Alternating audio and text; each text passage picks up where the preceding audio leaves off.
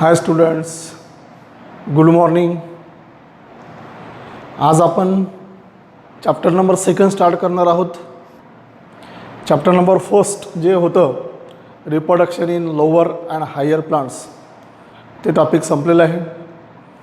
आज आपण सुरू करणार आहोत second chapter reproduction in lower and higher animals. यामध्ये सगळ्यात पहिले बघू आपण इंट्रोडक्शन. रिप्रोडक्शनची डेफिनेशन आपण याआधी पण घेतलेली आहे. Reproduction is nothing but it is the process in which there is formation of new species or new individual from the pre existing ones. That is called as reproduction. Process of formation of new individual or organism from the parent one or pre existing one, that is called as reproduction. Reproduction is the major process in case of every living organisms, because with the help of reproduction that maintain the continuity of life as well as continuity of species.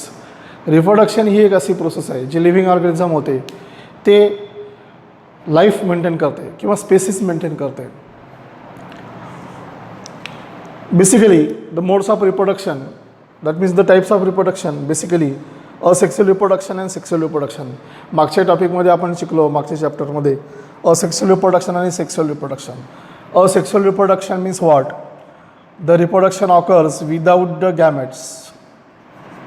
Reproduction occurs without gametes called as asexual reproduction. Without gamete जर होत असेल तर याच्यामध्ये फक्त single individual involve होत असतो. Single individual, no mixing, no fertilization. So therefore, with the help of asexual reproduction, cloning formation is possible. Now second, sexual reproduction. The reproduction occurs with the help of gametes. Reproduction occurs with the help of gametes, male gamete and female gametes.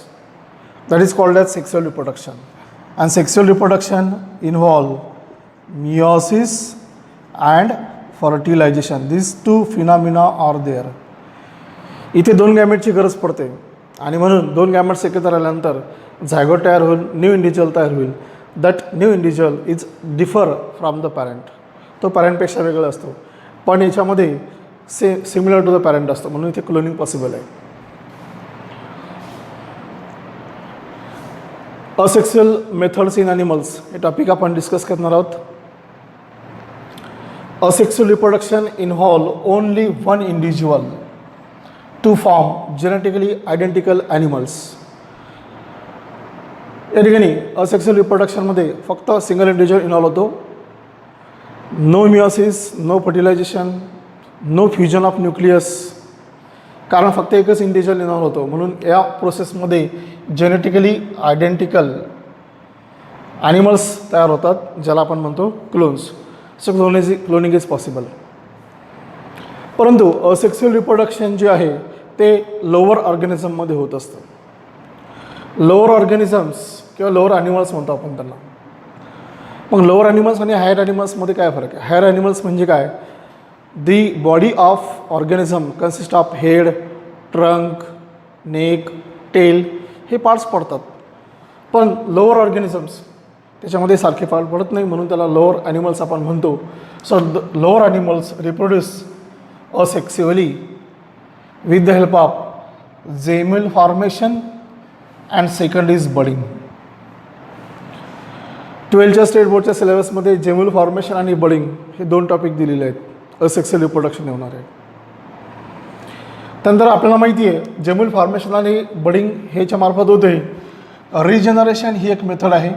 Regeneration, re means again, generation means to generate. Regeneration method जी असते ती mostly planaria, mostly it is observe in planaria. मग प्लॅनेरियामध्ये काय होतं? समजा ही त्याची body असेल प्लॅनेरियामध्ये, या बॉडीचे दोन कट पार्ट पडले असतील, दोन पार्ट पडले असतील, अपर पार्ट आणि लोअर पार्ट्स.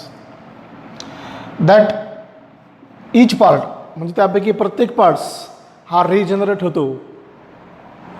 रिजनरेट होतो म्हणजेच काय? तर या पीसपासून कंप्लीट ऑर्गॅनिझम तयार होतो.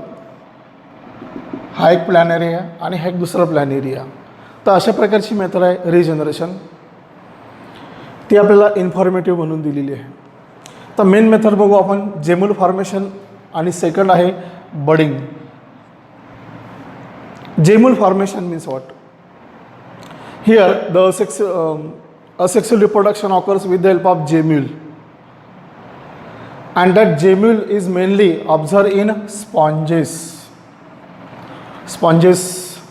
Sponge like Spongia.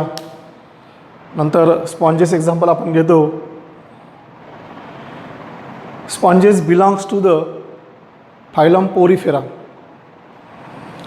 त्यामध्ये जेम्यूल फॉर्मेशन मेथड होते. So it takes place in sponges. It has aggregation of dormant cells or archaeocytes. हे जे स्पॉन्जेस आहे त्यांच्यामध्ये अनेक आर्चिओसाइट सेल्स कंबाईन होतात, त्याला आपण ॲग्रिगेशन असं म्हणतो. ह्या ज्या राऊंडेड सेल्स आहेत त्याला म्हणायचे आर्चिओसाइट्स. ह्या आर्चिओसाइट जे असतात त्या इनर आणि आउटर मेम्ब्रेनच्या आतमध्ये डेव्हलप होतात. इनर आणि आउटर मेम्ब्रेनच्या दोघांच्यामध्ये स्पिक्युलस मेम्ब्रेन असतं, आणि ज्यामधून हे आर्चिओसाइट्स बाहेर पडतील that opening is called as micropyle. Micropyle opening of this gemmule. तर याच्यामधून ते आर्चिओसाइट्स बाहेर पडतील, and that archaeocytes are capable to produce young ones are the sponges. The archaeocytes are surrounded by thick, tough protective layer, and that layer is formed by secretion of amoebocytes. याच्या भोवती ज्या thick layer म्हणता येईल त्याला, that is the secretion of amoebocytes. Amoebocyte cells त्याचं secretion असतं. Archaeocytes surrounds thick layer secretion by amoebocytes. In case of unfavorable condition, the archaeocyte develops to form the gemmules, and that gemmule comes out from the micropyle, and means what? This archaeocytes forms gemmule, and that gemmules comes out from this structure with the help of micropyle, and that develop separately to form new individuals. So this is gemmule formation. Example, sponges. Second method, budding. Budding in plants and animals is different. Budding in animals that mostly occurs in hydra. याच्यामध्ये आपण बघणार आहोत. Budding is a simple method of asexual reproduction in which there is formation of new animals with the help of bud. With the help of bud, there is formation of new individual. So that method is called budding. ज्या मेथडमध्ये बडपासून new individual तयार होतो, organism तयार होतो, त्या प्रोसेसला budding म्हणायचं. आणि that budding is mostly observe in hydra. Favourable कंडिशनमध्ये असेक्सुअल रिप्रोडक्शन होतं हायड्रामध्ये आणि न्यू इंडिव्हिज्युअल तयार होतं. फेवरेबल कंडिशन महत्त्वाची असते. It is observe in corals, coral reefs and hydra and some of the ascidians. It is observe in corals, hydra आणि ascidians त्यामध्ये होते. म्हणजे त्याचे एक्झाम्पल्स आहेत. In hydra small outgrowths is produce towards the basal end. हायड्रामध्ये एक small outgrowth तयार होते त्याच्या बेसल एंडला. इथे आपण दाखवू शकतो डायग्राममध्ये. In case of hydra the such basal outgrowth is formed at its lower end, and these are the tentacles of hydra. Mouth is there. With the help of tentacles they capture the food. मग या हायड्राच्या lower एंडला bird form होते, त्याला आपण म्हणू outgrowth. Basel एंडला एक outgrowth form होते, त्याला आपण म्हणू bird. That bird develops to form mature bird म्हणजे इथे हे बड डेव्हलप होते आणि अशा प्रकारचं मॅच्युअर बड इथे तयार होईल after development like to the hydra, त्यासारखी तयार होईल. नाव दिस बड डी ही जी बड असेल ती डिटॅच होईल म्हणजे या मदर हायड्रापासून वेगळी होईल. Now this bud separately develops independently and forms mature daughter hydra. So in this case there is formation of hydra from the or with the help of bud. So that process is known as budding. आणि regeneration method जी म्हटली आपण ती प्लॅनेरियामध्ये होते. तर ह्या दोन तुम्हाला सिलेबसमध्ये आहेत. पुढचं टॉपिक जे आहे आपण नेक्स्ट पिरियडमध्ये डिस्कस करू.